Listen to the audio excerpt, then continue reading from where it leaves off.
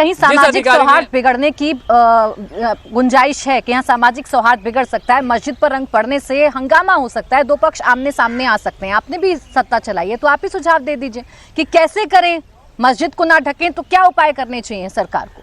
प्राची जी, किसी सड़क पे दुर्घटना हो जाए उसका एक उपाय ये भी है सड़क पे वाहन ही ना चले। किसी अस्पताल में किसी की मौत हो जाए इसका एक तरीका है कि ये भी अस्पताल में इलाज ही कराना बंद कर दिया जाए। तो ये तो सोच पे डिपेंड करता है कि भारतीय जनता पार्टी के लोग सोचते क्या हैं और करते क्या हैं, रिएक्ट क्या करते हैं। एक पुलिस अधिकारी जिसकी जिम्मेदारी भी है, जवाबदेही भी है, जिसने संविधान की शपथ लिया है। आपके एग्जाम्पल पर ही सवाल पूछ लेती हूँ। यहाँ पर तो दो ही पक्ष हैं, एक पक्ष है जो जुमे की नमाज पढ़ने जाना चाहता है, एक पक्ष है जो होली मना रहा है। तो किसको कह रहे हैं आपके, होली खेलना बंद कर दें या नमाज पढ़ना बंद कर दें? ये जो तीसरा पक्ष है ब्यूरोक्रेसी उत्तर प्रदेश की, जिसमें सीओ अनु चौधरी आते हैं, वो किस हक से ये कह रहे हैं कि मुसलमान अपने घरों में नमाज पढ़े, कल को ये कहेंगे कि हिंदू अपने घरों में होली खेले।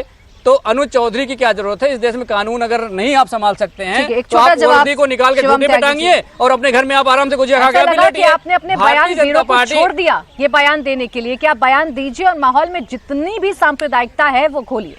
देखिए, धर्मेंद्र जी ने कितनी अच्छी बात कही है कि भाई दुर्घटना अगर बचानी है तो सड़क पर वाहन ही ना चलाए। बिल्कुल ठीक बात है भाई। अगर दुर्घटना की इतनी ही चिंता थी और वाहन ना चलाने वाली बात है तो हमारी जो 84 कोसी परिक्रमा होती थी उसको क्यों बंद कर दिया था भाई? इसका मतलब आपने सोचा परिक्रमा हो ही ना, बैन ही कर दो, खत्म। कावड़ चलती थी ना, डीजे बंद कर दो। क्यों? वो दोपहर में अखिलेश जी सोते थे ना वो लखनऊ में, तो हो सकता है वहां उनको म्यूजिक की आवाज बहुत ज्यादा जाती हो, बैन नहीं कर दिया। प्लीज बीच में नहीं लड़ना नहीं। आज होली का दिन है, प्रेम का दिन है, होली का दिन है, आज एक दूसरे का सम्मान करते हुए तो डीजे ही बैन कर दिया।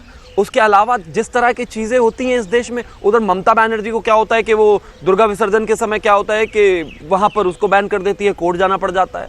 लक्ष्मी पूजन के दिन जो है वहां पर चीजें करनी पड़ जाती हैं। इसके अलावा गणेश पूजन के दिन 28 वैलिडेशंस लगा दी जाती है, बाइक नहीं लेकर आओगे, ये नहीं लेकर आओगे, वो नहीं लेकर आओगे, भगवा कपड़ा नहीं पहनोगे, ना जाने क्या क्या।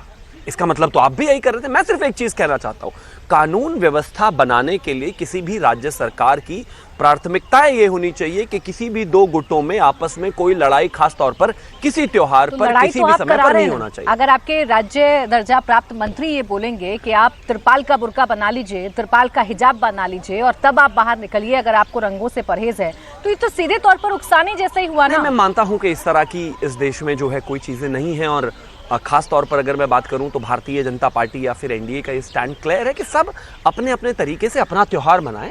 बस थोड़ी सी एक जिम्मेदारी रहे जहां पर किसी भी तरह की आपस में लड़ाई ना हो। पाकिस्तान चले जाइए, संजय निषाद साहब कह रहे हैं देश ही छोड़ देना चाहिए अगर आपको रंगों से परहेज है। अब ये तय करेंगे कि आप बीजेपी के नेता तय करेंगे कि किसको देश में रहना और किसको नहीं। देखिए, मैं एक चीज कहना चाहता हूं कि पाकिस्तान प्रेमियों को तो पाकिस्तान ही जाना चाहिए, लेकिन हाँ मैं ऐसा मानता हूं कि अगर किसी को परहेज है तो उस पर रंग डाला भी नहीं चाहिए, जाना चाहिए और उसको खुद भी अपने आप उस रंग से बचना चाहिए ताकि आपस में कोई किसी तरह की लड़ाई ना बने, किसी तरह का समूह ना परेशानी। छोटा जवाब धर्मेंद्र यादव जी, फिर दोनों तरफ से होना चाहिए। प्राची जी, उत्तर प्रदेश सरकार के सहयोगी मंत्री का बेटा कहता है कि हम उस दरोगा की आंख निकाल लेंगे जिसने हमारे कार्यकर्ता को मारा है। उसके जवाब में भारतीय जनता पार्टी के कैबिनेट मंत्री दयाशंकर सिंह कहते हैं हम कलेजा निकाल लेंगे। क्या अब उत्तर प्रदेश का कानून इस स्तर तक गिर गया है कि आपको आंख निकालना पड़ेगा, फिर कलेजा निकालना पड़ेगा, फिर आप कहेंगे जीरो टॉलरेंस है?